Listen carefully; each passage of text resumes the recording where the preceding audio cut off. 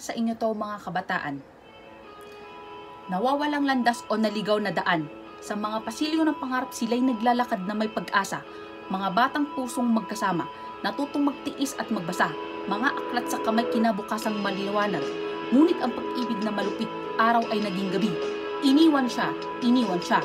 Mga pusong nagkawatak-watak, mga pangakong binitawan, mga pangarap na naligaw. Sa katahimikan ng mga silid-aralan, ang kanilang pagkawalay malakas, dating masiglang isipan, ngayoy nakatagpo sa dilim. Sila'y mga scholar, mga nangangarap na may malinaw na kinabukasan. Ngunit ang sakit ng puso'y bumubulong, maglaho ka. Wala nang letsura, wala nang tala. Tanging mga alingaw-ngaw ng malupit na pag-ibig ang natira. Itinatago nila ang sakit, itinatago ang luha sa mga magulang, sa mga kaibigan at sa lahat ng kakilala. Bakit ka huminto?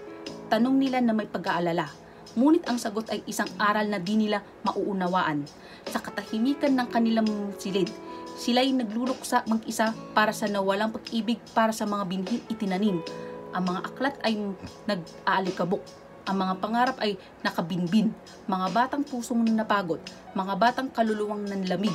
Ngunit sa dilim na may natitirang liwanag, isang pag-asa na balang araw sila'y makakalaya. Sapagkat ang pag-ibig ay maaaring maglaho, ngunit ang mga pangarap ay muling magbubuhay. At mula sa mga abo, sila'y magsusumikap. Kaya sa mga kabataang nagtatago ng sakit, alamin na pagkatapos ng bagyo, darating ang ulan, pulutin ang mga aklat, habulin ang mga pangarap sapagkat ang buhay ay higit pa sa minsang nagkikita.